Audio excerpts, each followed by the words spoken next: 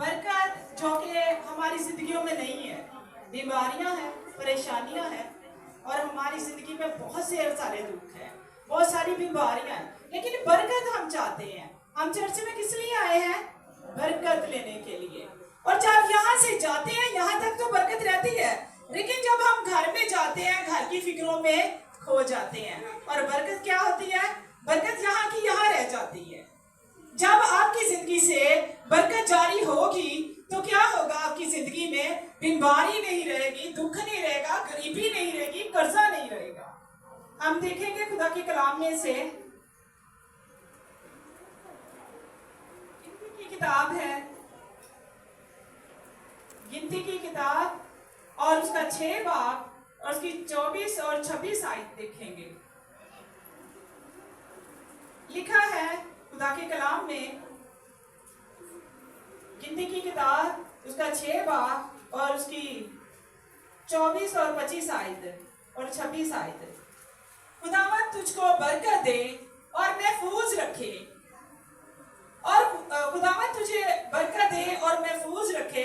खुदावंद अपना चेहरा तुझ पर जलवागर फरमाए और तुझ पर मेहरबान रहे।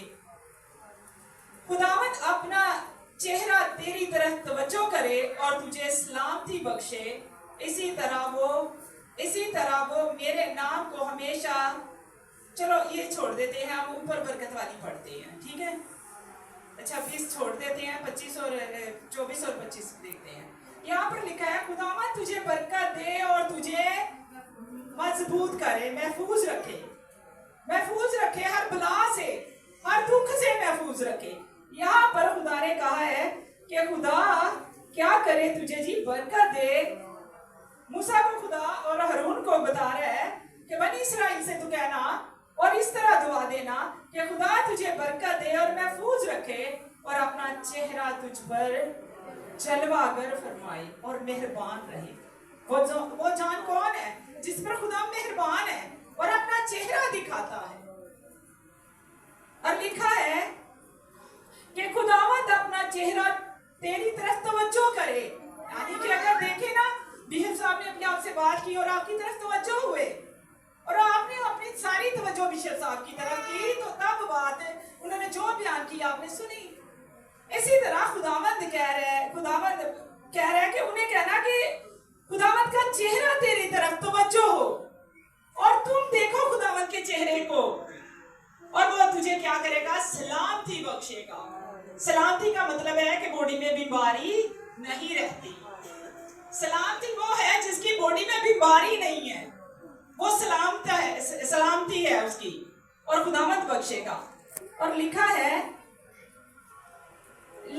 कि खुदावंद अपने लोगों को बरकत देने के लिए उतर आता है। हमें चाहिए खुदावंद की हजूरी से बरकत लेकर जाए और वो बरकत हमारे घर तक जाए।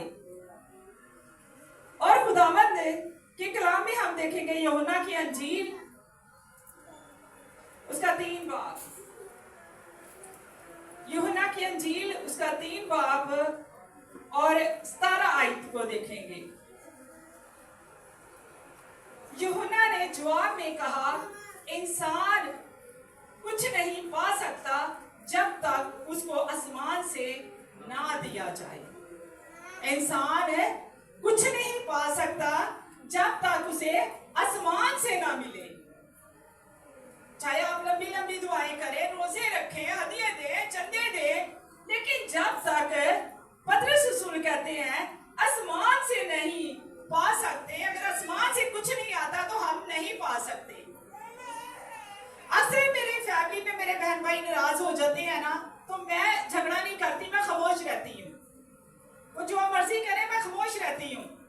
और जब एक मंथ बाद मैं दुआ करती हूँ तो वो मुझे कहते हैं कि बाजी सॉरी, तो मैं कहती हूँ नहीं, ये खुदा की मर्जी थी, तेरी मेरी इतनी जुदाई पे और तेरी मेरी इतनी नाराजगी रहे, ये खुदा की मर्जी थी।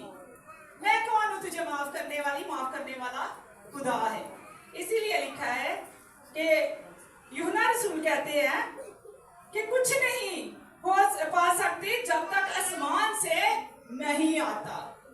हम अपनी जिंदगी को देखें, क्या खुदा की ब्लेसिंग हमारी जिंदगी में है? खुदा की बरकत हमारी जिंदगी में है? क्या हमने पाया है जो आसमान से आया है?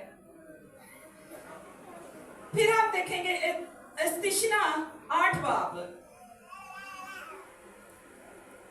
जल्दी जल्दी निकाल लें, काफी मैं हवाले जात आपको बता रही हूँ बरकत पाने के। इस्तिश्ना 8 बाब उसकी 28 आयत से देखेंगे,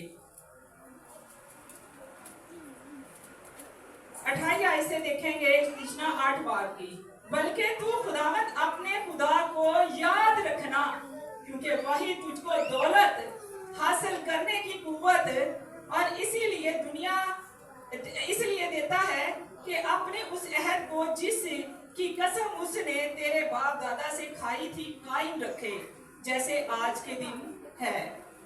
हम देखते हैं बनी इस्राइल पर आज भी बरकत है, आज भी। वो छोटी सी कौम है, शायद वो हमारे पाकिस्तान से भी छोटा इलाका है, अगर नक्शे पर देखो ना हमारे पाकिस्तान से भी छोटा इलाका है, लेकिन वो पूरे दुनिया पर हुकूमत जताता है। कहते हैं जी गुंडा है वो दुनिया का, ये लफ्ज उसे दिया जाता है। क्यों दिया जाता है? कि इस्तिश्ना में खुदावंद खुदा ने मूसा की मार्फत उन्हें कहा, बल्कि तू खुदावंद अपने खुदा को याद रखना। क्या हम चर्च में आके खुदावंद को याद रखते हैं, घर में नहीं याद करते? क्या हम अपनी किसी खुशी में खुदावंद को याद नहीं रखते? खुदावंद को याद रखना, उसका डर मांगना। अगर बच्चा वफादार है ना, बेटी वफादार है, तो उसे अपने बाप का, अपनी माँ का खौफ होता है। वो कुछ भी काम करने से पहले अपने बाप से या अपनी माँ से इजाजत लेगी। तो वो अल्लाहियों को खुदा जिसने हमें जिंदगी का, हमारी नथरों में जिंदगी का दाम फूका, वो हमारा बाप नहीं? क्या खुशी में हमें उसे याद नहीं करना और गम में उसे याद नहीं करना? उसने कहा है, मूसा की मार्फत कहा है कि तू अपने खुदावंद खुदा को याद रखना, क्योंकि वही तुझको दौलत हासिल करने की कुव्वत देगा। दौलत हम कमाने के लिए अपने बड़े काम करते हैं, दौलत कमाने के लिए बहुत काम करते हैं और कहते हैं कि जी इधर से भी दौलत आ जाए, इधर से भी दौलत आ जाए। अगर आसमान से ना में दी जाए दौलत तो हमारी मेहनत अबस है, हमारी मेहनत कोई काम नहीं करती। अगर आसमान से, अभी हमने यूहन्ना की इंजील में देखा कि खुदावंद अगर कुछ ना दे तो कुछ नहीं किसी को मिलता। तो यहाँ पर लिखा है कि खुदावंद को याद रखना कि वो तुमको क्या करे जी, दौलत हासिल करने की कुव्वत दे। अगर हम देखते हैं यूसुफ को उसके भाइयों ने बेच दिया, फौजी फात के घर में पहुंच गया, तो क्या फौजी फात ने देखा कि वो खेत में हल चलाता है तो खेत में फसल बड़ी होती है, वो मेरे किचन में जाता है तो मेरे किचन में बरकत होती है, वो मेरी भैंसों को चराता है तो मेरी भैंसें बढ़ती जाती हैं, वो मेरी भेड़ों को चराता है तो मेरी भेड़ें बढ़ती जाती है। फौजी फात ने अपनी बीवी के पास बैठकर ये कहा कि ये बंदा जो मेरे पास आया है, जिस काम में हाथ लगाता है वो बढ़ जाता है।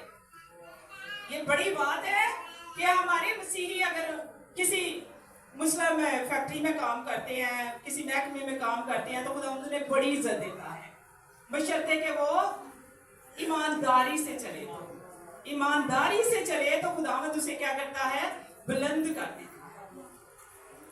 और फौजी फात ने कहा कि अब इसे मैं क्या करूंगा, अपने सारे घर का मुख्तार बना दूंगा। सारे घर का मुख्तार बना दिया, पर उसने कहा मेरी बीवी नहीं है तेरे कब्जे में, वो कहा सारा मेरा इख्तियार और मेरा सारे घर का मुख्तार तू है। ये है खुदावंद के साथ राब्ते में रहना। और खुदावंद दौलत की, बरकत की कुव्वत देता है। वो खुदावंद है हमें कुव्वत देने वाला, हम कुछ नहीं है उसके बगैर। अब देखेंगे मिसाल 10 बाब और उसकी 22 आयत। मिसाल 10 बाब और उसकी 22 आयत। खुदावंद ही की बरकत और दौलत खुदावंद ही बरकत और दौलत बख्शता है और वो उसके साथ दुख नहीं मिलाता। हालेलुया। खुदावंद क्या करता है, बरकत और दौलत बख्शता है और उसके साथ दुख नहीं मिलाता। अगर दौलत हमारे पास है तो देखे जी वो डॉक्टरों के पास जा रहे हैं, दवाइयों पर खर्च हो रही है, वो जी किसी केस पर खर्च हो रही है। आप देखें आपकी कमाई कहीं दवाइयों पर तो नहीं खर्च हो रही, आपकी किसी केस पर तो नहीं खर्च हो रही,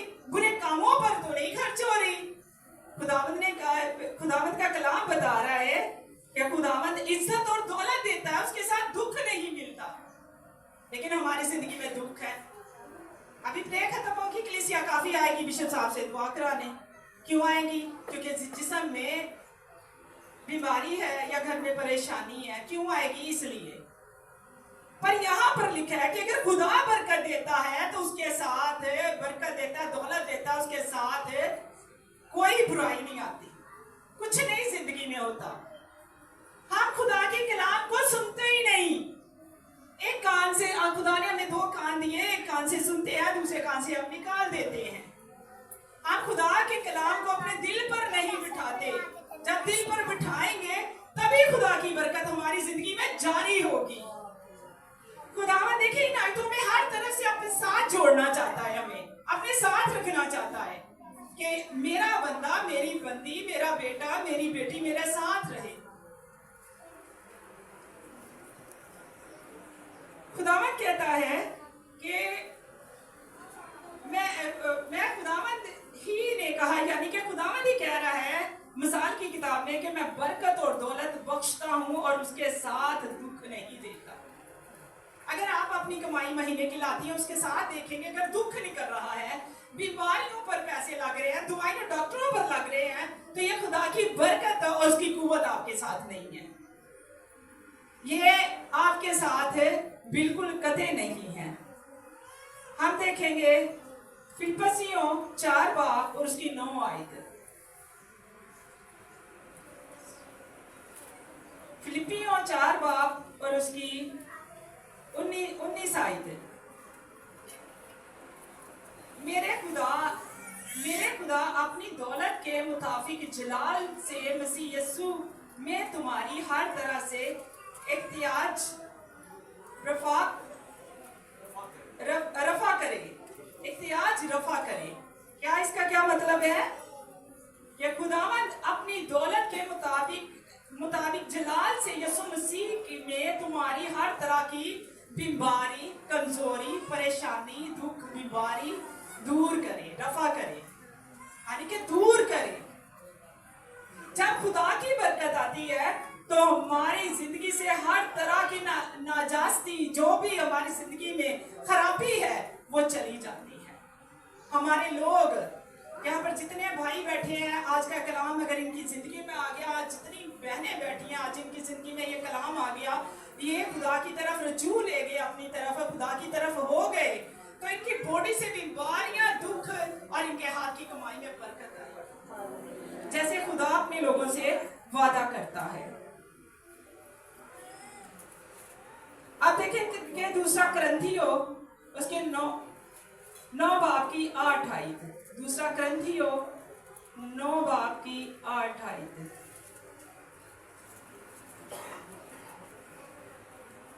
और खुदावंद तुम पर हर तरह का फजल कसरत से कर सकता है, ताकि तुमको हमेशा हर चीज काफी तौर पर मिला करे और हर नेक काम के लिए तुम्हारे पास बहुत कुछ मौजूद हो। हालेलुया।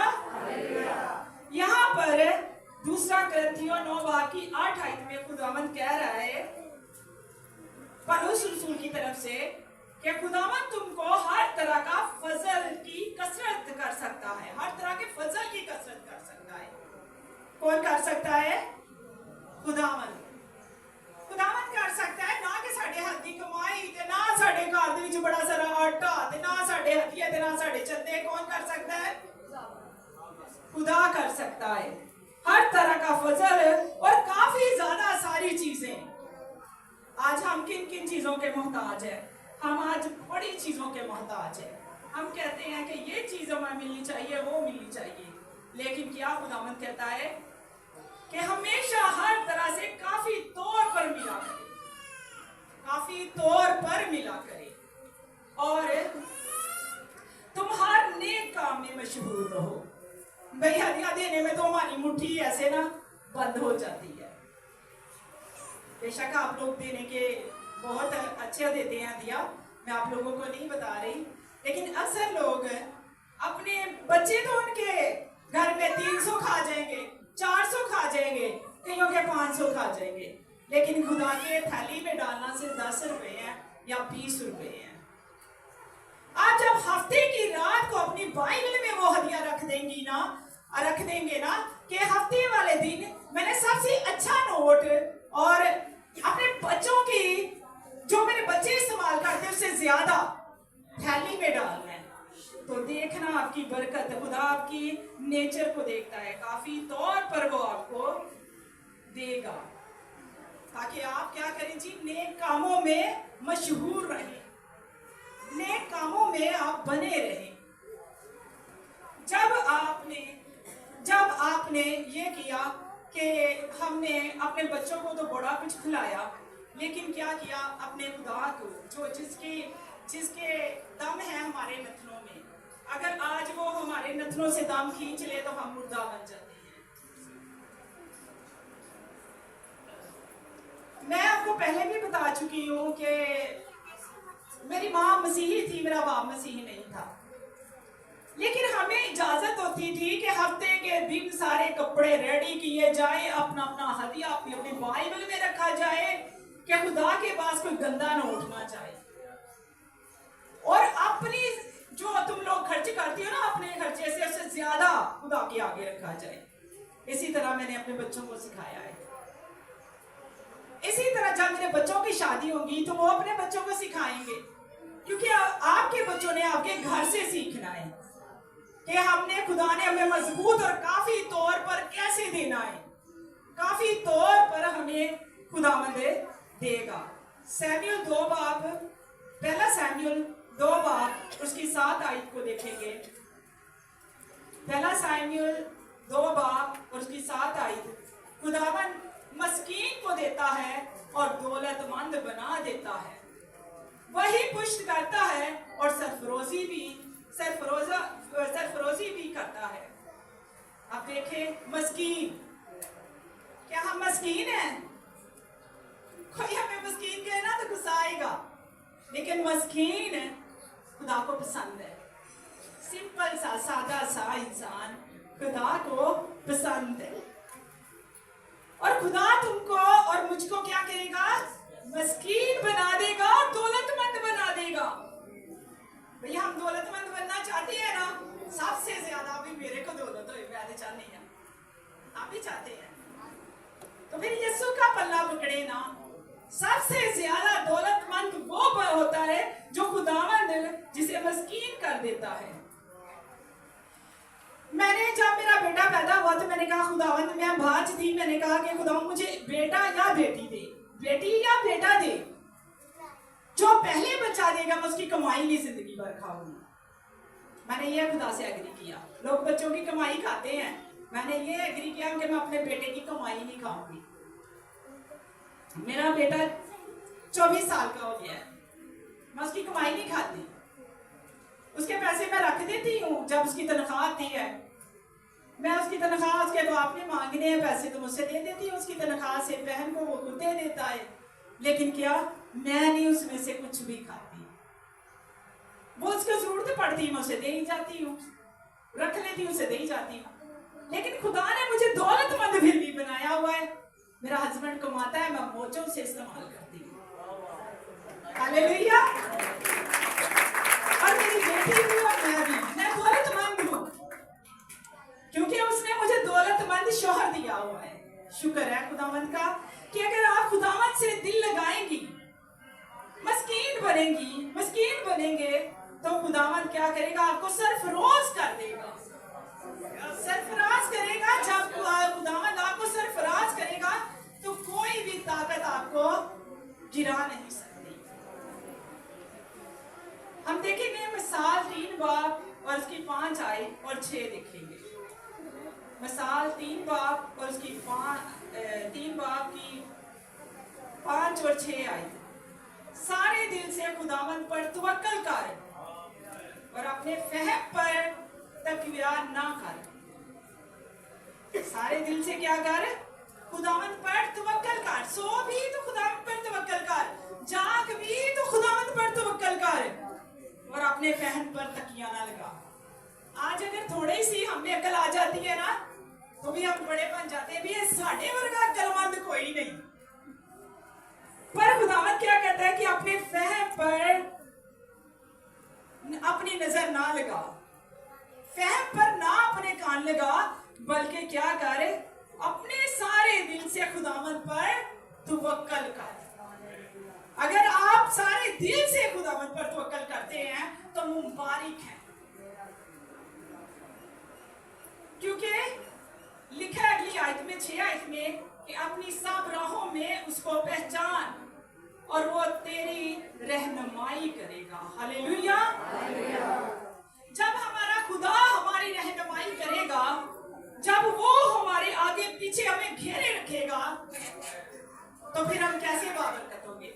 आपको पता है, सबको पता है, पिछले साल ने और पास्टर पुरन ने कई बार आपको बताया होगा, इसराइल 40 साल सफर करती रही, और 40 साल में क्या उनका कपड़ा पुराना हुआ? नहीं। उनकी जूती टूटी, उनके पांव सूजे? 40 साल कपड़ा नहीं गंदा होया, पैर नहीं सूजे, जूती नहीं टूटी। हैरानी की गल है कि नहीं? महीने बाद साड़ी जूती टूटी होंदी है, साडे कपड़े खराब होए होंदे ने। 40 साल ना उनके कपड़े गंदे हुए, ना उनके पांव सूजे, ना उनकी जूती टूटी। ये है खुदावंद जिनकी रहनुमाई करता है। अगर आज खुदावंद आपकी रहनुमाई करेगा तो 22 से बरकत है। घर में चाहे बड़ा काम हो, मैं अपनी छोटी सी गवाही पेश करना चाहती हूँ। मैं 3 मरतबा बाइबल लाजमी तौर पर पढ़ती हूँ, और प्रस्तुति पूरे 1.5 घंटा मैं लाजिम करती हूँ, दिन में 4 मरतबा। साथ मेरी बेटी होती है, साथ मेरा बेटा होता है।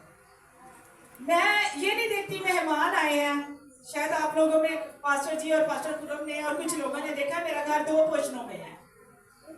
नीचे मेहमान होती हूँ, ऊपर मैं अपनी प्रस्तुति कर रही होती हूँ और दुआ कर रही होती हूँ। सबको पता है कि मैं अपने काम खुदा के लिए जो करने मैंने मुकर्रर किए हैं, उनमें मैं नीचे नहीं होती। लेकिन मैं शुक्र अदा करती हूँ, अगर मेरा शोहर थका मांदा बाहर से आया है तो उसने खुद पानी पी लेना है, मुझे नहीं कहना कि दुआ छोड़कर मुझे पानी पिला। शुरू से उनकी आदत है। मेरा बेटा आया है तो उन्होंने नहीं कहना मम्मा कि आप मुझे दुआ से उठे और मुझे पानी पिलाए। जब मैं बाइबल पढ़ रही हूँ तो कोई मेरे आगे से नहीं गुजरता, जब मैं दुआ कर रही हूँ तो कोई मेरे आगे से नहीं गुजरता कि मुझे बुरा लगता है। क्योंकि जब मैं कहती हूँ कि खुदा कहता है इसराइल की हमदोसना पर मैं तख्त नशीन हूँ, तो जब हम प्रस्तुति कर रहे हैं तो खुदा हमदोसना पर तख्त नशीन है। जब पास्टर पुरम यहाँ बैठकर प्रस्तुति कर रहे हैं, यहाँ बैठकर भाई ढोलकी बजा रहे हैं, बच्चियां प्रस्तुति कर रही, तो खुदा ने तख्त लगाया हुआ है, वो सुन रहा है हमारी। आप अपने पूरे दिल से खुदावंद पर तवक्कल करें, पूरे दिल से खुदावंद को माने, तो फिर देखें आपकी जिंदगी अलहदा हो जाएगी, आपके घर में बहारें आ जाएंगी, आपकी जिंदगी तरोताजा हो जाएगी, और बॉडी में भी बीमारियां नहीं। इस कलाम के बाद खुदावंद आपको बरकत दे।